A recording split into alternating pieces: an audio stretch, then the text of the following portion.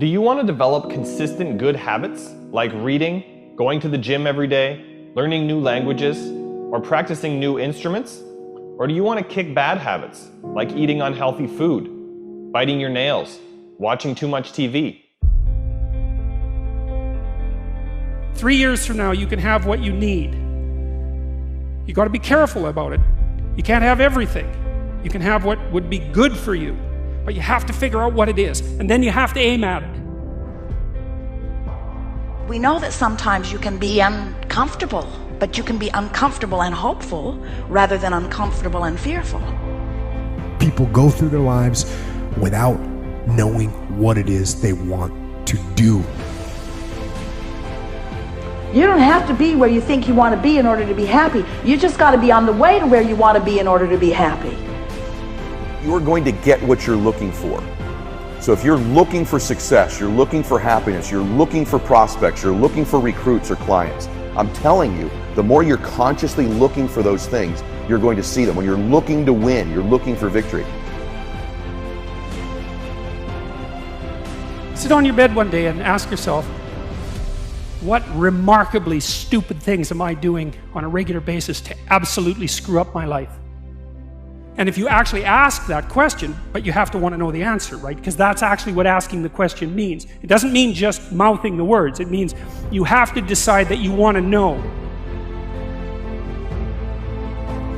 And so be very careful what you set your mind towards, what your outcomes are, because you're going to find them. Your mind's powerful. You're powerful. You're more powerful than you think you are. And if you could just get clear on what you're looking for, get super specific with great clarity, great specificity about what it is you want, it's sitting there for you to find if you look for it. The time is now.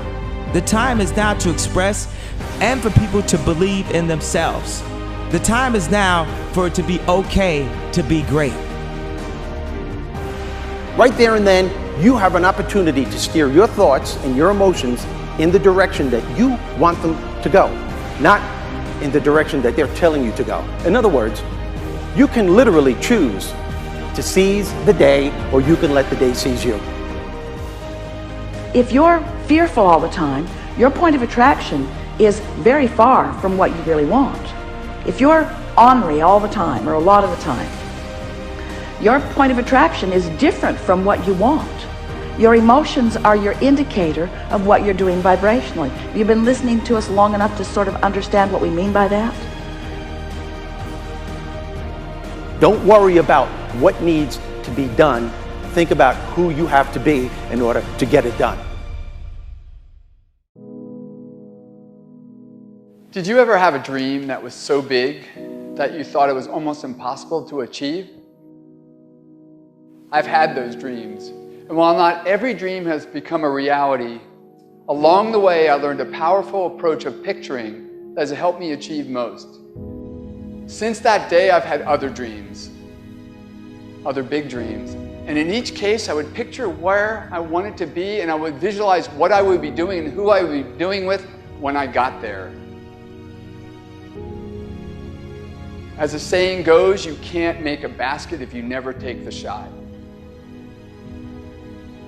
I knew I would miss the shot sometimes, and the failure would dampen my spirit, but I would be better off for my efforts and I would be okay.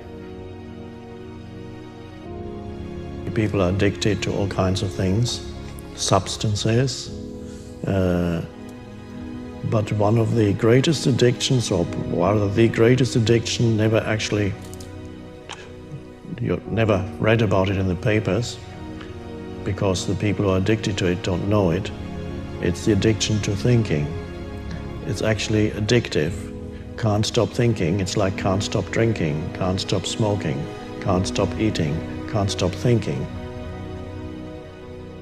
You have the option of taking it hard or taking it easy, of making the worst of it or making the best of it, of giving it your undivided attention, of giving it very little of your attention.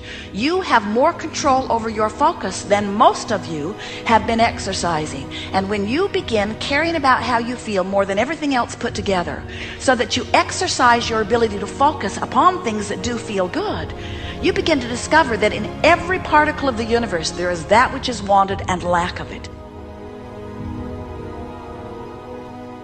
My visualization has helped me achieve most of my goals. And what I learned along the way is it didn't take twice as much effort.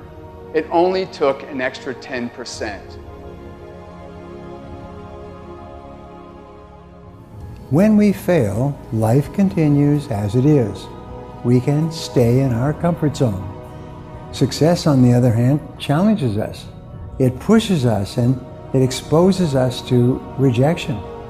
How are we going to manage this new success? If you're not happy, you're not successful. If you're not enjoying yourself during the process of whatever it is you're trying to achieve, there's a problem.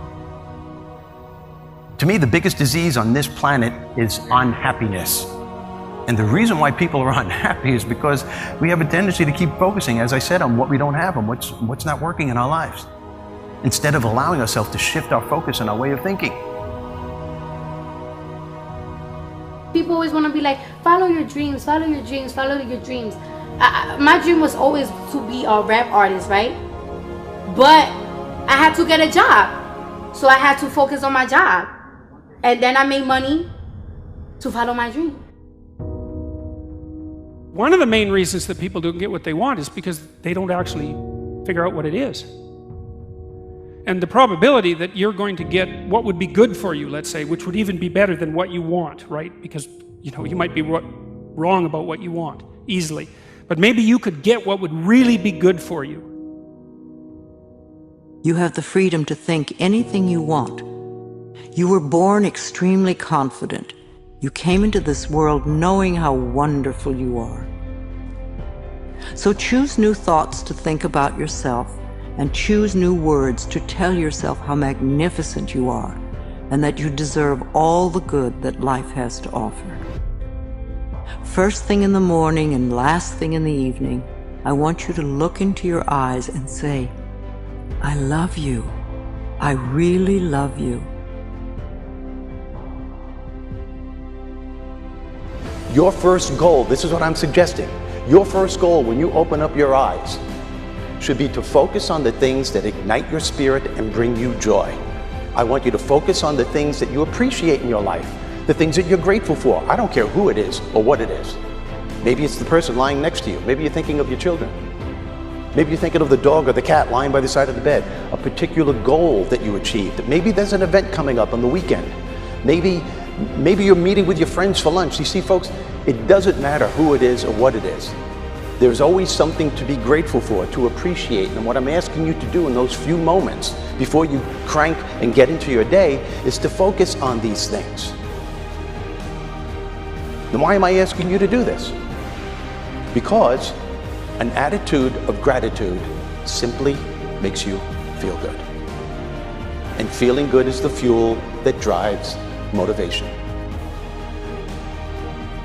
We've all made wrong choices and done things that we knew were not the best.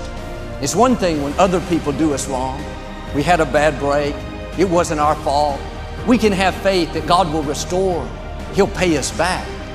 But when we bring the trouble on ourselves, when we blow it, it's easy to live in regrets, thinking that God's not going to help us. We made the mess. But here's the beauty. God knew you would mess up before He called you. He knew we would get off course, at times give in to temptation. He didn't base His plan for your life on you making perfect decisions.